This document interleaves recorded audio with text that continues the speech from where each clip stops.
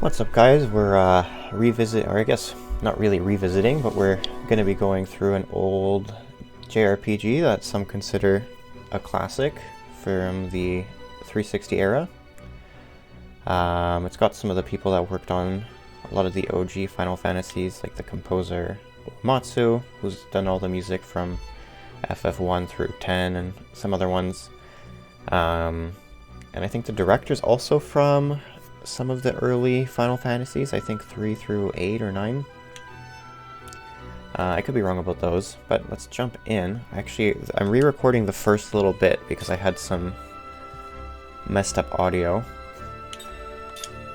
So we're just gonna replay the intro cinematic and then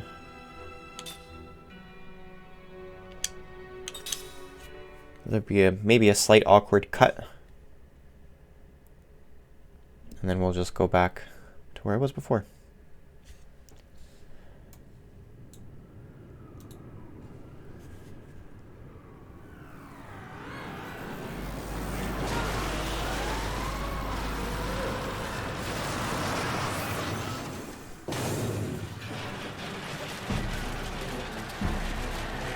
You can already tell the music is great. The cinematic's pretty cool.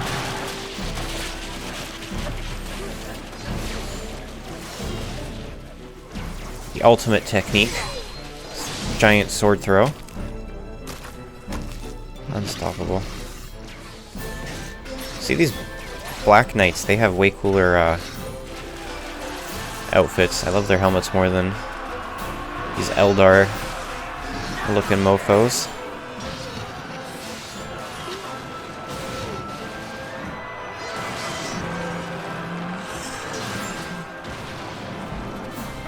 I bet the yellow guys are the good guys. But who's good in war, right? Those are good guys. Whatever team I fight for is the good guys. Oh! I want one of those. I can build one. What if it's legal?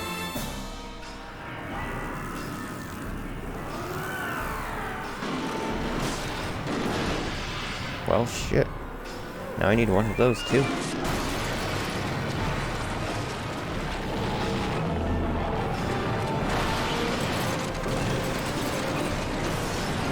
Damn!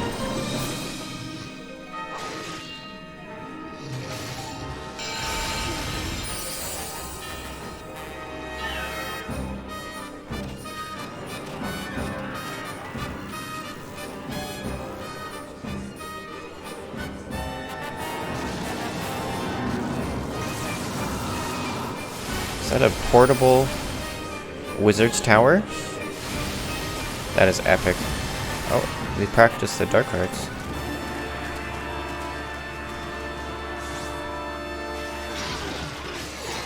Oh. Here's our man. The main MC.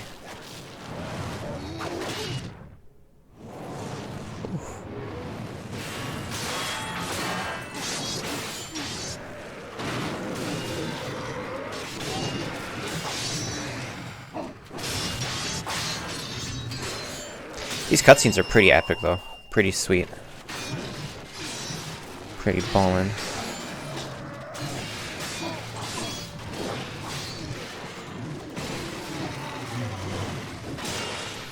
Damn. I don't know how useful that armor is, but I guess he doesn't need it. Oh. Battle time?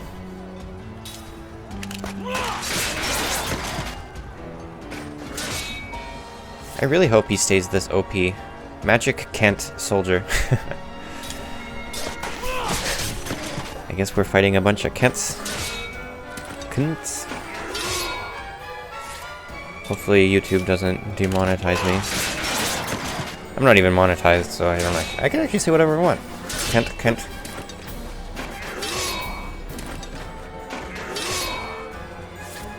Yeah, so far I don't need any armor.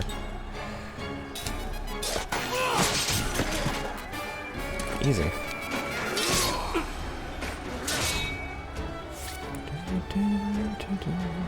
This battle theme is awesome, though.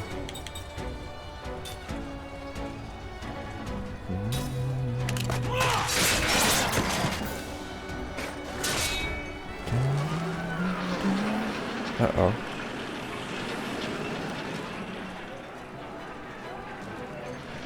Don't want to be hit by one of those guys.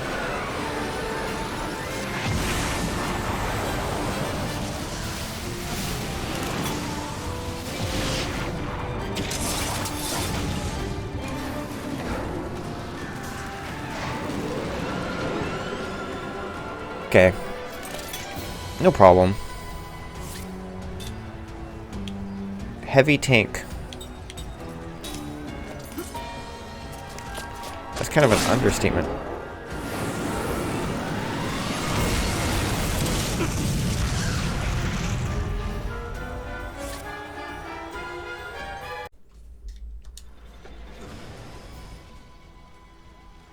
Alright.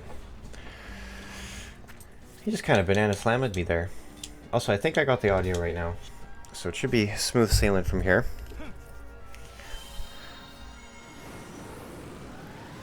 So either you love my voice or you hate it.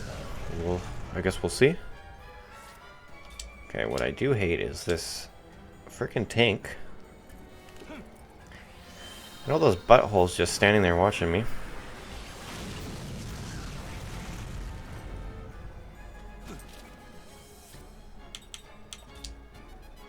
Heavy tank right unit. Let's get rid of it.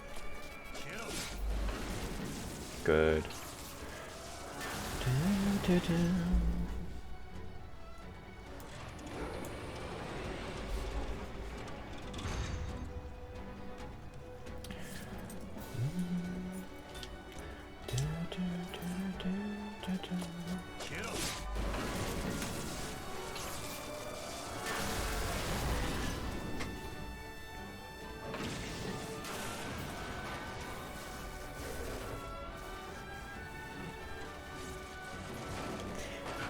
Whooped your butt. Ain't nothing to it. Oh wait, he's still alive? Oh. Right, there's a sweet cinematic here.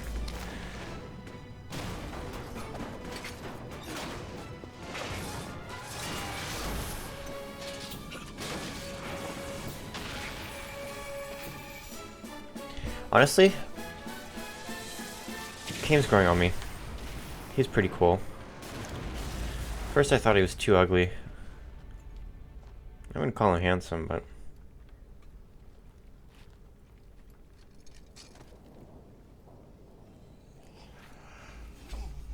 That's right.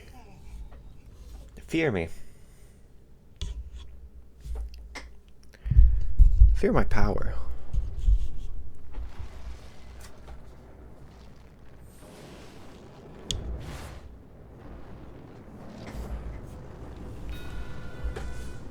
Oh. That does not look good.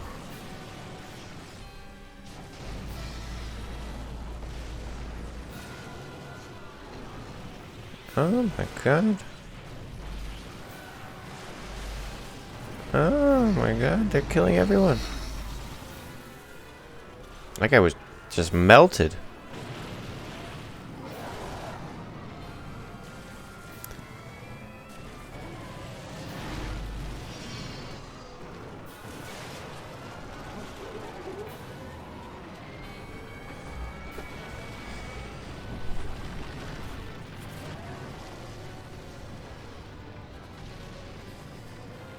This cutscene is epic.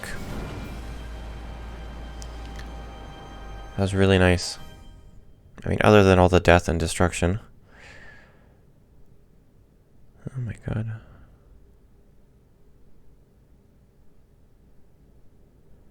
Imagine if Greta Thunberg was here to see this. What would she say?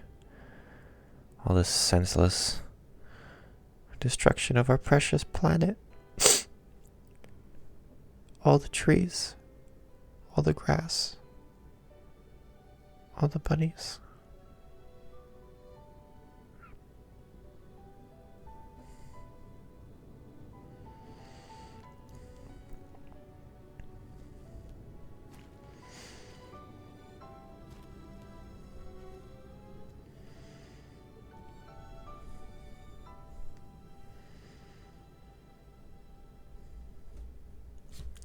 I love this soundtrack though. I love Nobuo Uematsu.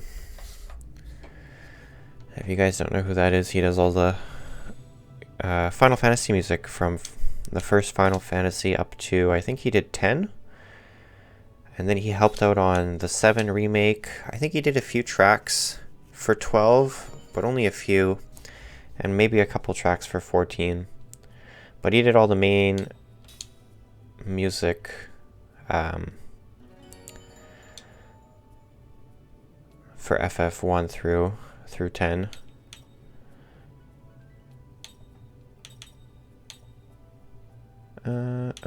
Whatever.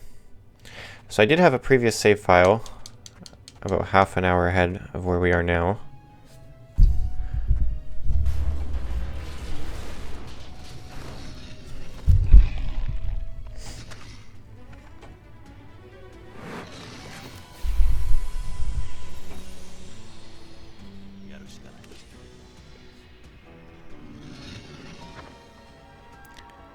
What are these? These are insane Kents. That's what I call my ex-girlfriend.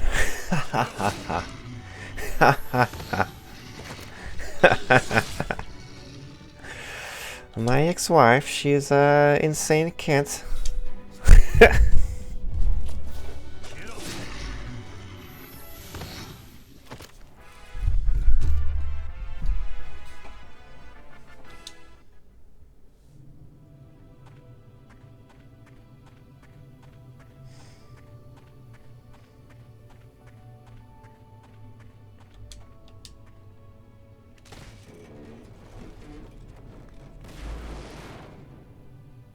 Hell yeah, ram that.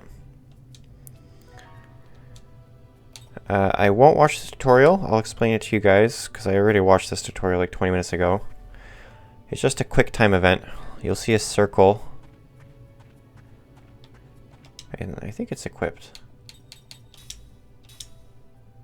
Okay, yeah, it equips automatically. That's good. Oh, I'll show you. Even though I haven't actually gotten this once.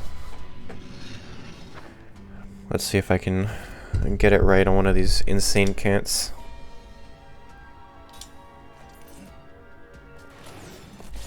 Oh! Oh! You dare do 5 damage against me? I think not. Taste my blade. Taste my blade.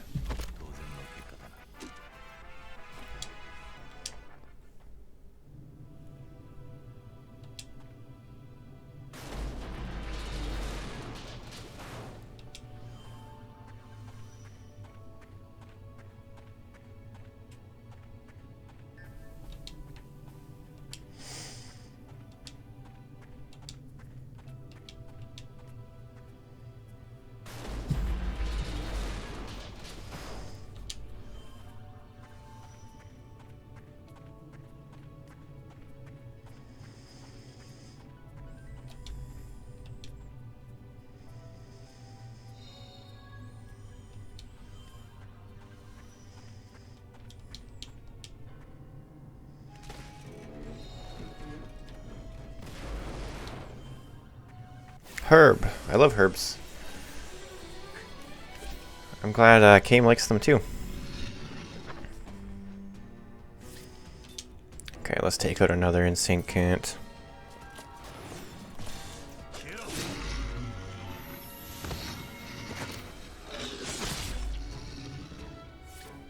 Are they like dog people?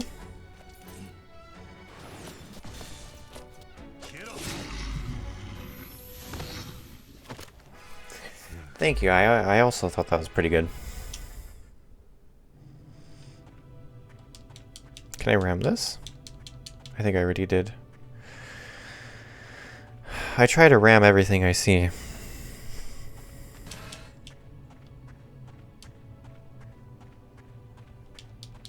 Anything that even looks rammable.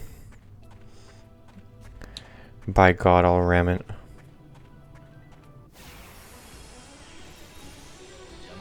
By the 9.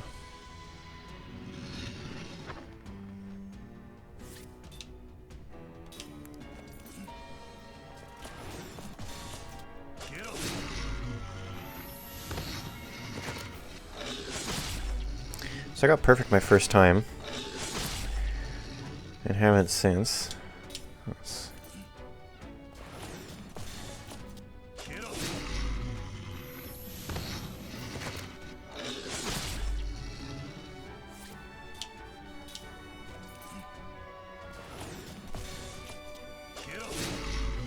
I mean, good is good. I wonder if I'm going too late? I guess I should have rewatched that tutorial.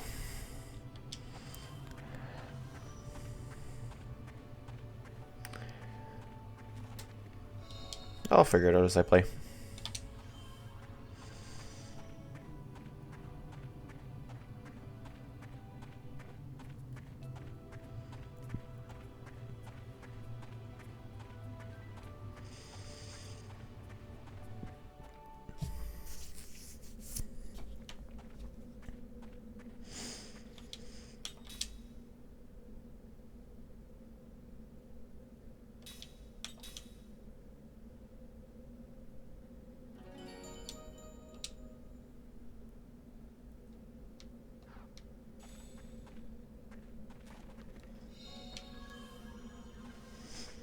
Alright, let's pause here. Alright, let's see what's going on. Ooh. Some of our buddies. They made it, yay! Although I was rooting for the other guys.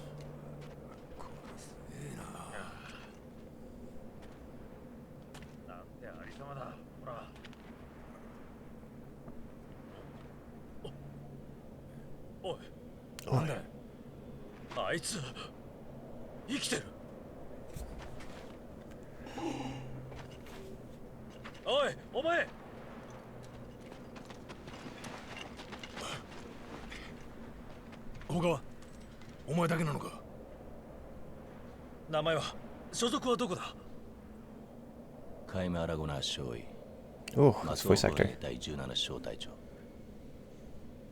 What a smooth voice.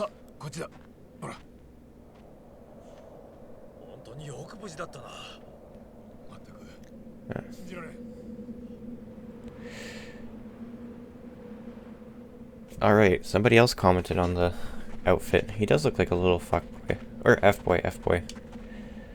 I think you're allowed one F per movie. Ring assembly tutorial. I won't watch it because I did watch it before. But you can basically put rings together with different materials. I'll show. Oops. So I have a formula here for bruiser ring. And in order to make this, I have to give up one of these, and now I need 6 guardian cores, which you find just in boxes and stuff, I guess.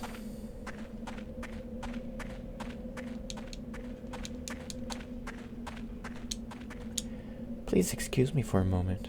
The patient needs all my attention. Been there.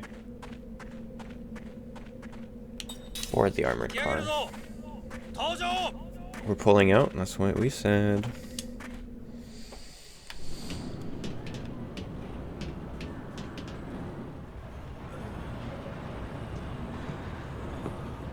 Look at that walk.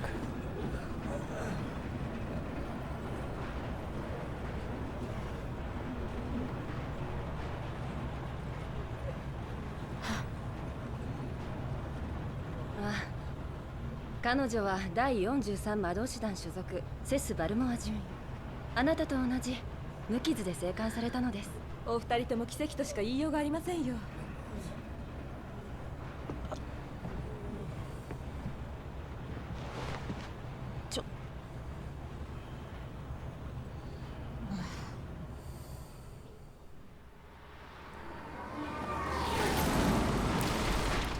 So he's the silent brooding type. Not bad. Do they know each other from before?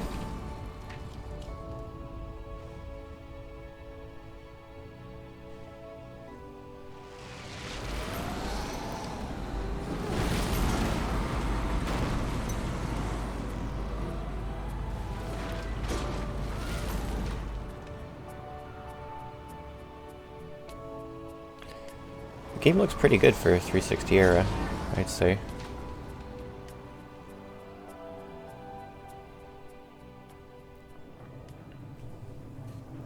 The Magic Republic of Ra.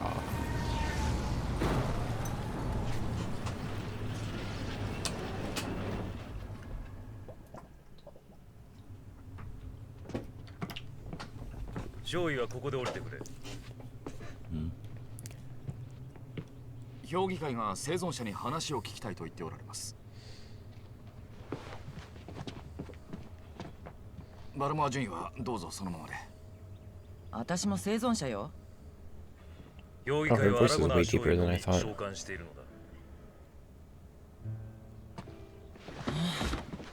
おかしな話ね。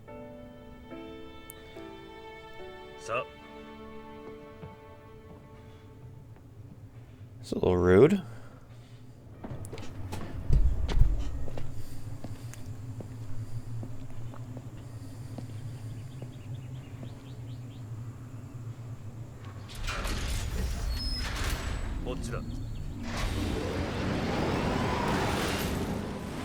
Ochura. I should be a Japanese voice actor. Ochura. Dozo.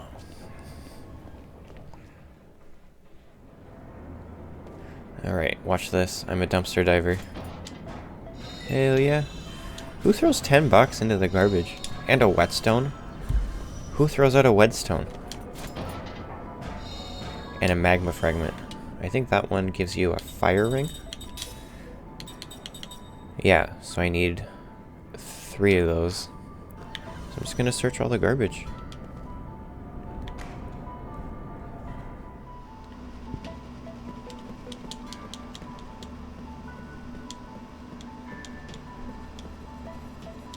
Nothing to click. How do I do this again? The cargo lift doesn't work the same way as the others. I don't know if I want you operating these machines, sir. Alright, nothing to click.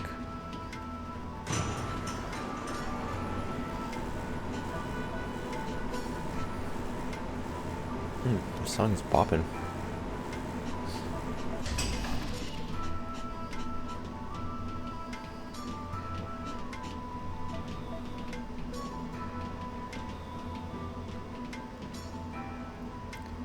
Any garbage cans?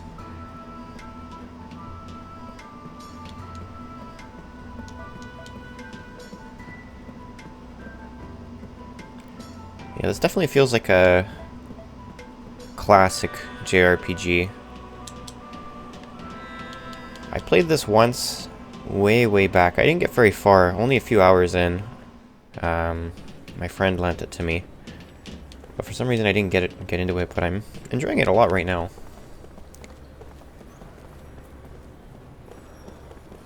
I think it's this way.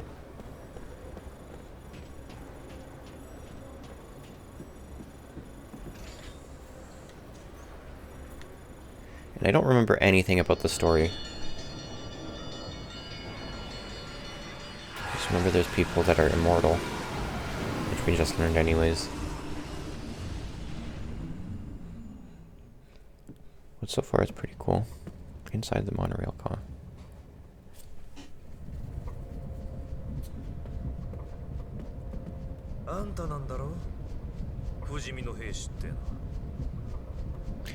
Escort Soldier Oglas. The 17th Division, that was in the front line. We were smack in the middle of the full highlands. No one could have survived that meteor crash. But here you are, without a scratch. Beg your pardon, Lieutenant, but it's really strange. The few we were able to save were far from the center of the impact, and even those men were seriously injured. It's hard to believe that anyone could have survived Inferno.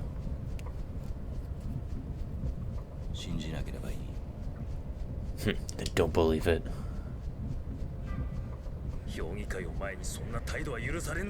Hey, the council won't like that attitude. Come on, tell us. How'd you make it? That's right. Back off, Ogles.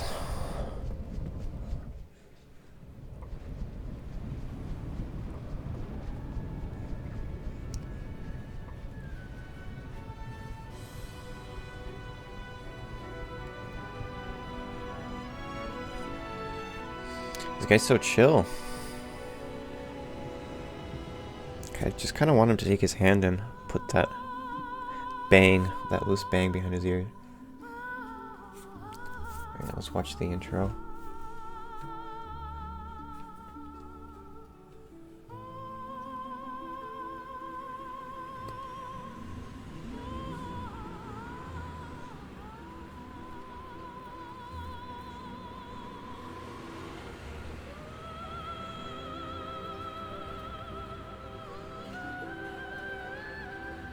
Nobuo Uematsu.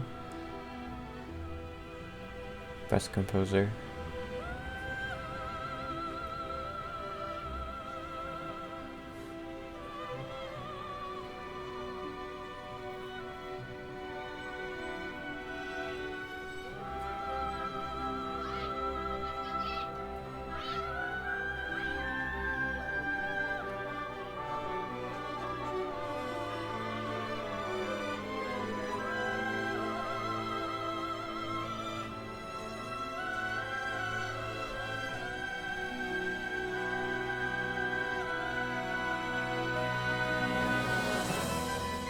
Ooh, that drop was really good.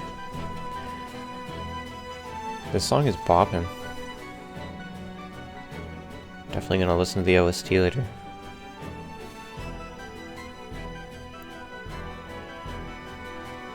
This city looks pretty cool. Magical Republic of Ura. Oh.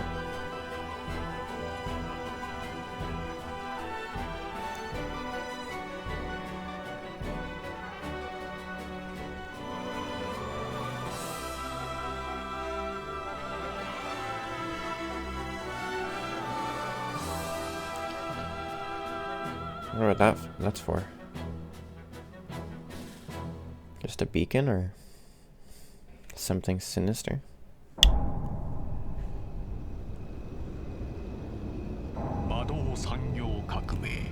"30 years ago, a new power manifested itself unto the world.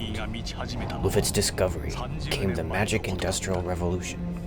This power came to be called magic energy. Even now, there are none who can explain why this power, a power that merely lay buried within all living creatures, suddenly flourished as it did. Today, this magic energy permeates every corner of the world. It has changed the way people live, transformed the shape of industry, and even altered the nature of war." Hell yeah, I love war.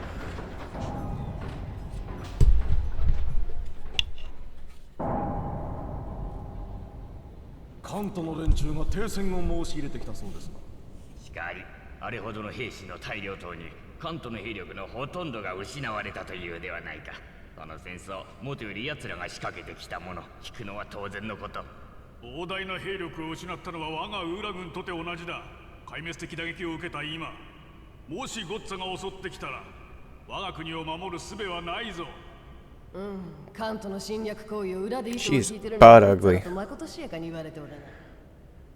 カントの背後にゴッツァがいるとしてその根拠はゴッツァから大量の武器が She's 関東 hideous. に流出していることが確認されています。おそらくは関東を使って我がウーラを揺さぶり、撹乱を招こうとのゴッツァの策ではないかと。 Oh, those goats and motherfuckers. では小惑星の落下もゴッツァの計りごとか。それについては閣下気になる情報が小惑星の落下はバウスの海に建造中であるグランドスタッフの暴走に起因するとの見方があります。グランドスタッフ何やらこんな話も聞かないではないが、はい、魔導力が流出し彼方の空間に干渉したがゆえにこの惨事を招いたのではないか。ガンガラグランドスタッフはお前の管轄。何か言うことは？何を根拠にかようなことを。グランドスタッフ建造は順調に進んでおります。ウーラ軍が壊滅的打撃を受けた今、グランドスタッフがもたらす魔導力以外に我が国を守る術はないと私は考えている。グランドスタッフの是非は現在の世界の情勢を見てから判断しても遅くはなかろう。もっともな話だ。だが魔導力は諸刃の剣。さまざまな噂が飛び交っている今、グランドスタッフの建造を凍結するというのも一つの選択だ。凍結ですと？一時的にだ。小惑星とグランドスタッフの関連がないと分かれば直ちに建造を再開する。どうだガンガラ。Gongara's not happy with that.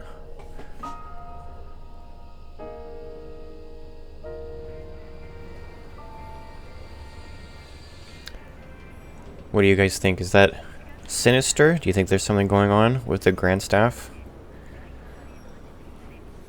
Are the Gonza in cahoots with those frickin' Kents? Ooh, shiny.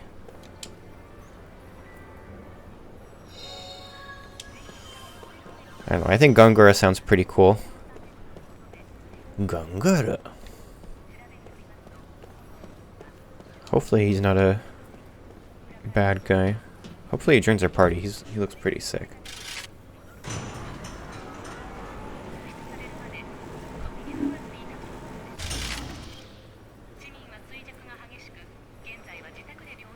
Oh my god.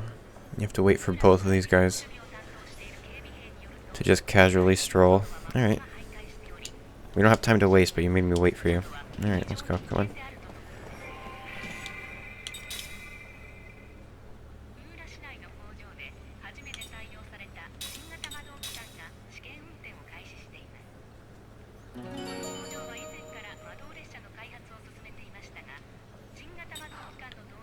Alright.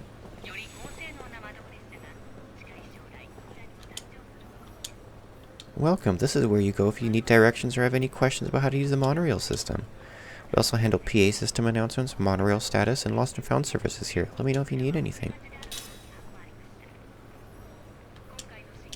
There we go. The ring was a gift from the owner's fiancé. He was a young soldier and he was quite distraught. I'm sure he'll make him very happy. I was asked to present a certain item to whoever brought the ring here, so please, take this. Ooh, a Kiro. I don't really need it as I'm too good. Oh, I saw a dog. Hold on. Yeah, why don't you pet your dog? He needs attention, dude. Of course, the people are benefiting from magic industrial revolution, although there are still some who fear this power that they don't understand. Okay. But what about your dog?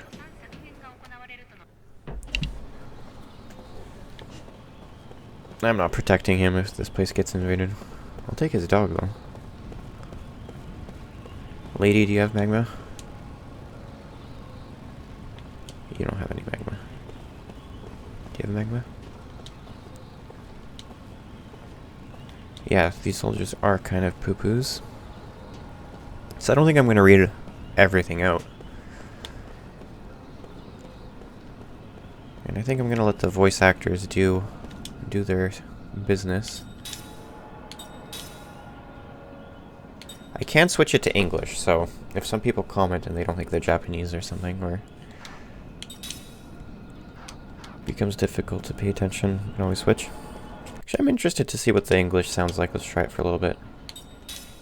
But then how will I hear Gongara? Okay, let's actually... I need some Gongara in my life. City of Ura.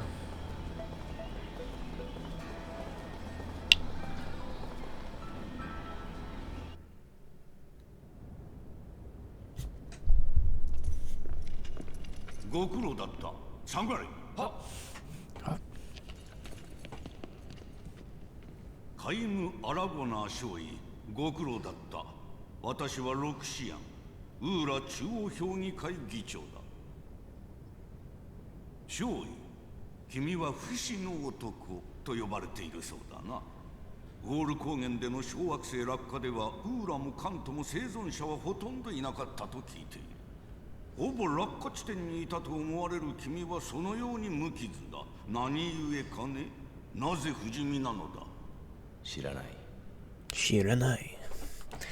So that's why I like the Japanese. 私からお話を。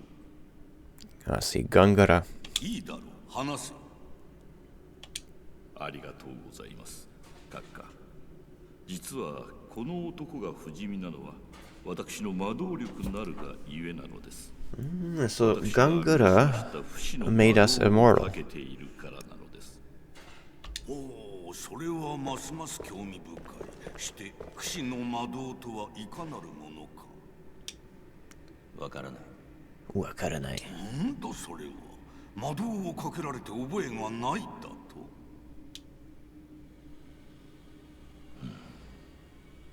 覚えていない。何も思い出せない。I really like these voice actors. 記憶を失っているのです。それゆえか私の魔導力の研鑽に一役買って。 Okay, we lost our memory. ではガンガラ、お前に聞こう。恐れながら閣下、この魔導を聞いただけで死を間近に引き寄せるいわゆる呪法、知らぬ方がよろしかろうと存じます。それがお前の研鑽の結果だというなら致し方あるまい。人の死は自然の説。それ少尉、君が確 What was か that に look? 不死の男だと確認した上で匿名を授けたい。 Special mission, hey? グランドスタッフに行ってもらう。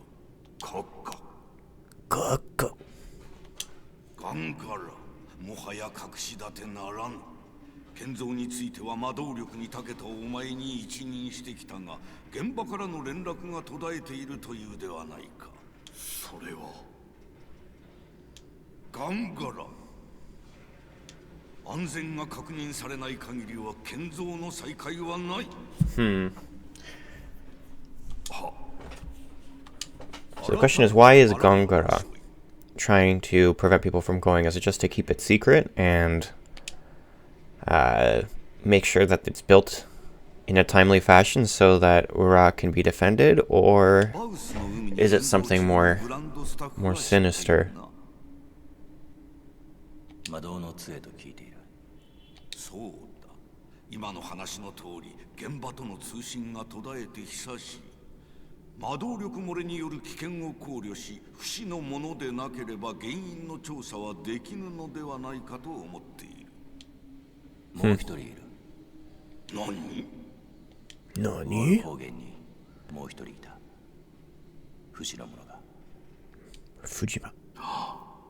Palmorata. よかろう。その者も堂々させよう。 Alright, we got two people. 直ちに手配を。はあ。ただ議長閣下、これだけは心に留め置きください。私がグランドスタッフを建造するのは国のため、民のためなのです。もうよい。この者たちの報告と帰還を待て。はあ。下がってよろ。 He's quite patient, though. Gongara is really cool. Hope he becomes a character we can use. Oh no, he's gonna die, isn't he?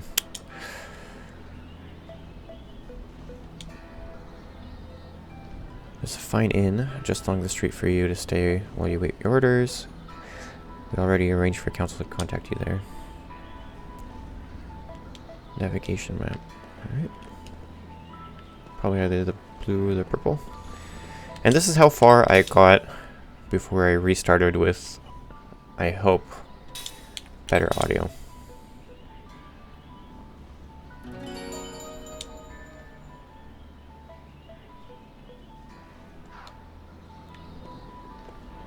Except for some reason last time it took me 45 minutes. Am I allowed to go this way? No. I mean, if I looked at the map, I would have known. Big brain. Oh, what's here? Any magma? Why are you stuttering? Highlands of wall wiped out by a meteor? Was it magic energy? Oh. Hey, can I tell you a secret? There wasn't any magic when my grandpa was a child. Well. It's all your fault, isn't it? Yeah, you got any magma? Lord Gangura, a member of the council, is also an expert in magic energy, and no one can match him on the subject of its use. Ooh, I really hope he becomes a mage character for us. But I'm worried he'll become a villain.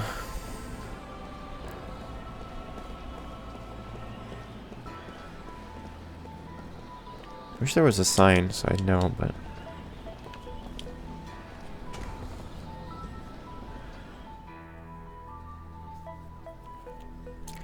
Barcus? Is this Barcus?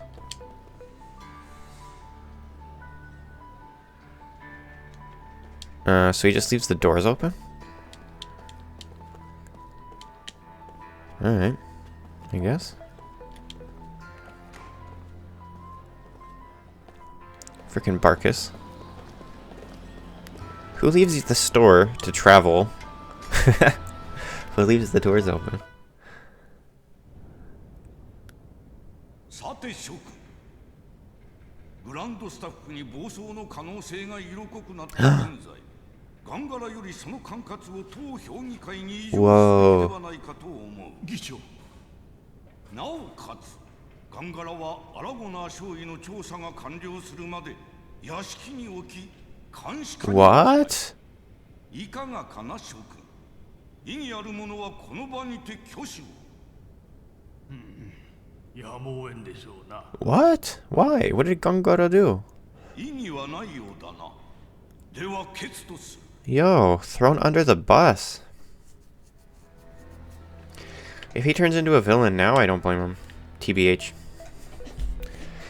Welcome. The council has told me about you. Please enjoy your stay. 深い眠りとともにハイムの夢が目覚める。夢。これは皆無の過去なのか。今の皆無には知る由もない。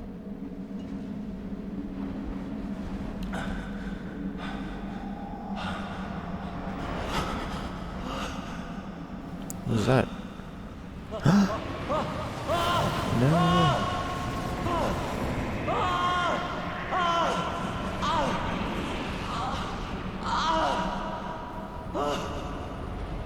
This is traumatic.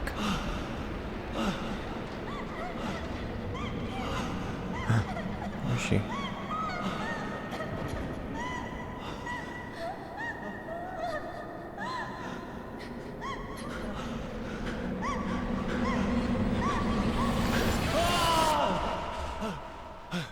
Damn.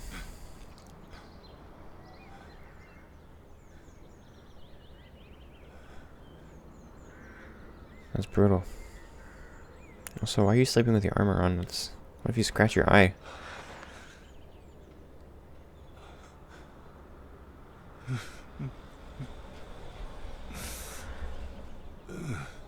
Brutal. Poor Kaim.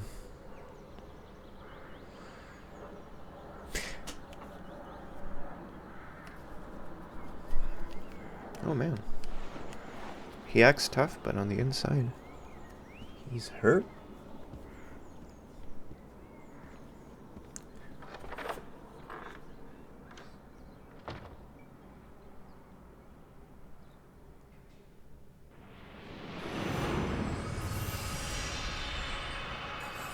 Oh, that's a sad memory.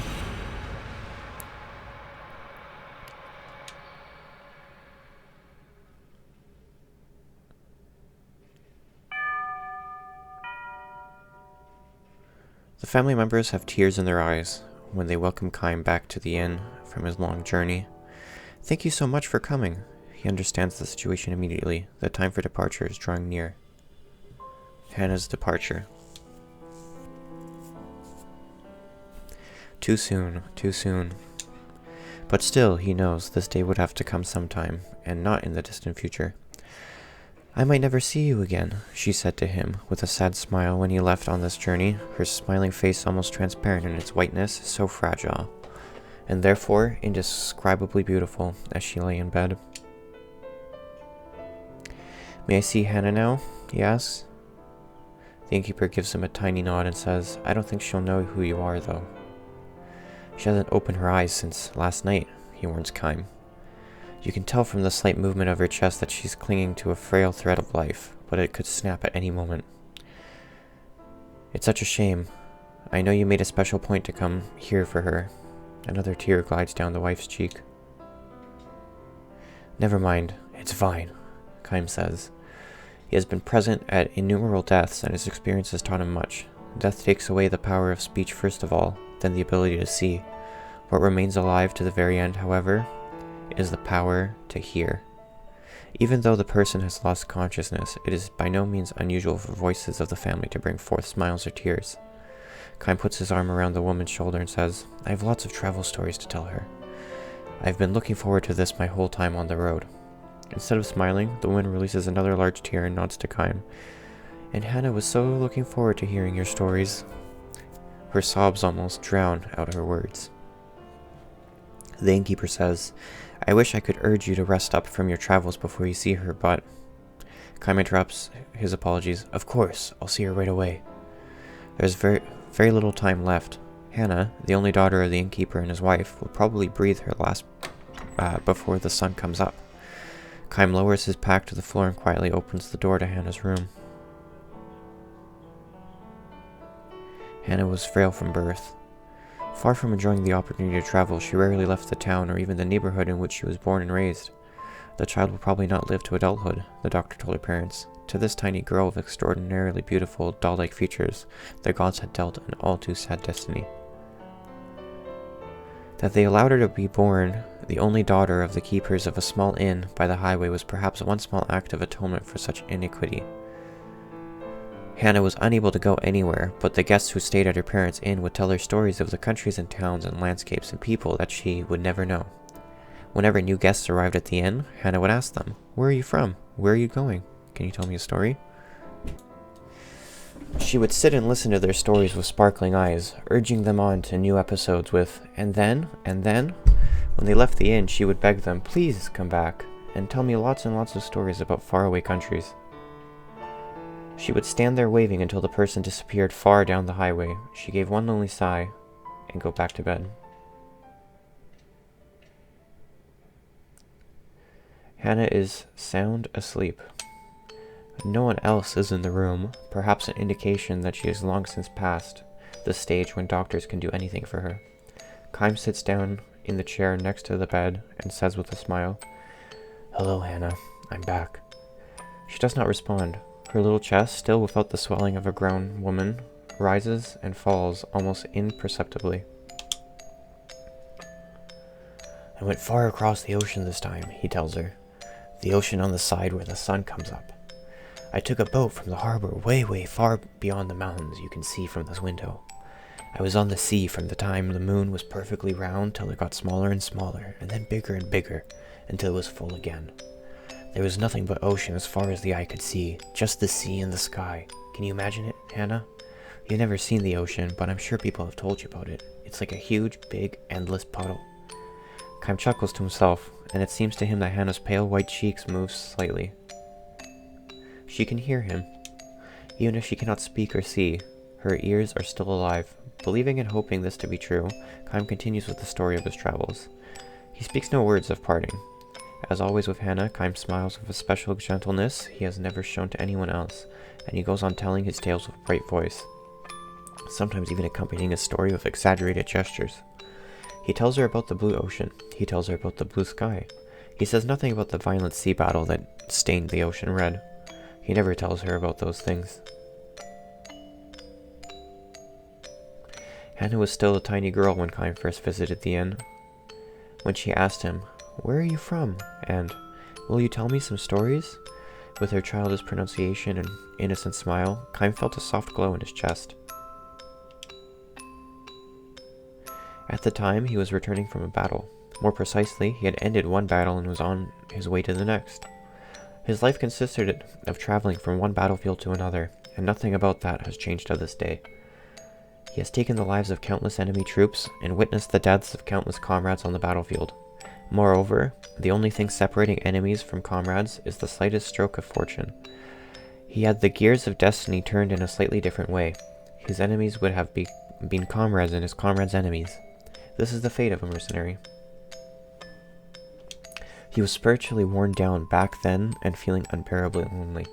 As a possessor of eternal life, Kaim had no fear of death, which was precisely why each of the soldiers' faces distorted in fear and why each face of a man who died in agony was burned permanently into his brain. Ordinarily, he would spend nights on the road drinking, immersing himself in an alcoholic stupor, or pretending to, he was trying to make himself forget the unforgettable. I had trouble with that sentence. When, however, he saw Hannah's smile as she begged him for stories about his long journey, he felt a far warmer and deeper comfort than he could ever obtain from liquor. He told her many things. About a beautiful flower he discovered on the battlefield, about the bewitching beauty of the mist filling the forest the night before the final battle, about the marvelous taste of the spring water in a ravine where he and his men had fled after a losing battle, about a vast bottomless blue sky he saw after a battle.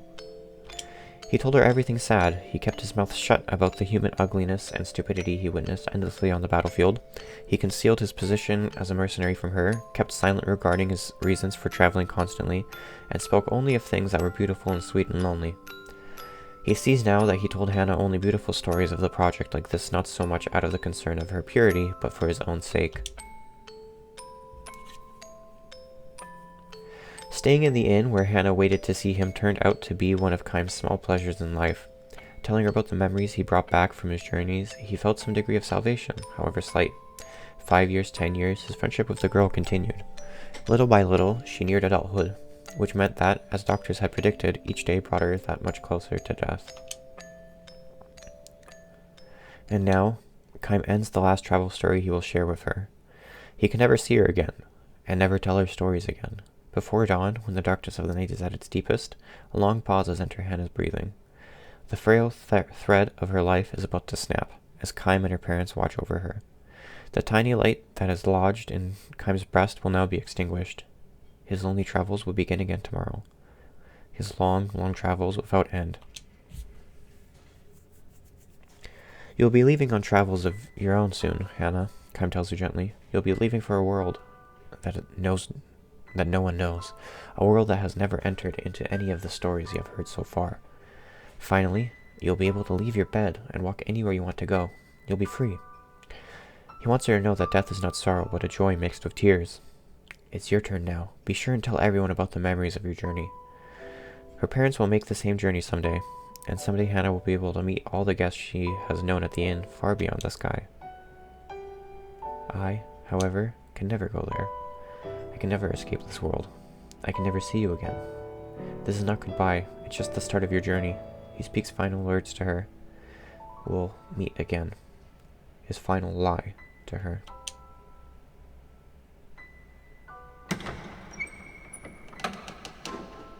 Hannah makes her departure. Her face is transfused with a tranquil smile as if she has just said, "See you soon." Her eyes will never open again. A single tear glides slowly down her cheek.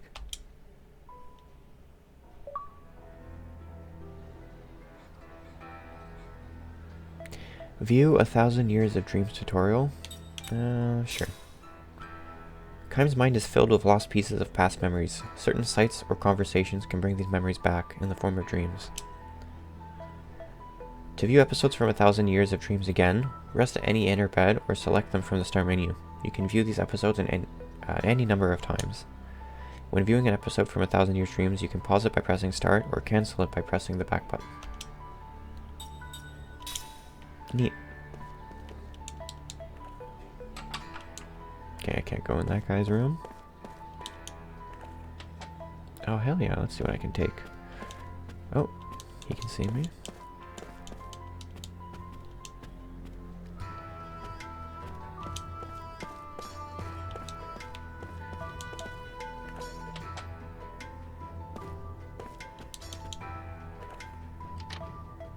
Magma? $100, not bad. Magma. Guest book. To our dear guests, do you have any questions, comments, or suggestions? Kindly write them down here. We came here for our honeymoon. We'll never forget this experience of a lifetime. Thank you. Damn, I don't want to read all these.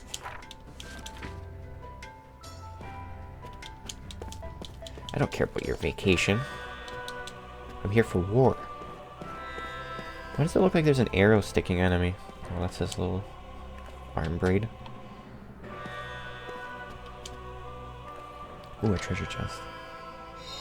Angel's Plume. Pretty sure that's the Phoenix Down. Magma. Holy Knight Charm. What is that? Increased magical and physical defense during critical HP status. Alright, I'll take it. This better not be another guest book. Ultra Street Map. Great Gate, Downtown Aura, the Palace. Great Gate. This magnificent structure serves as the entrance. Alright. I don't like to read travel guides. I just show up and find stuff.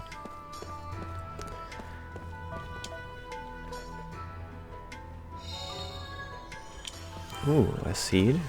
I wonder whose seed? Who puts their seed in a jar?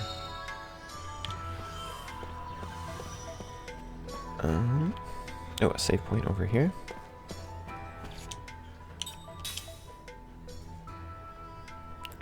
Alright, I think that was a good time to pause it. And I'll start again with part 2, I guess.